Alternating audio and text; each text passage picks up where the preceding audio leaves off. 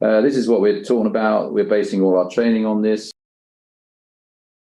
Ensure the catheter is primed before you inject. Injecting through benign lesions is acceptable. Snare placement, use a dedicated cold snare. We were using a dedicated cold snare even for piecemeal. Start at the 6 o'clock. Start at an edge. So we did that, right? You started at an edge. On that first one, you remember you started at the back. Rim of normal. We worked on that consistently throughout the thing.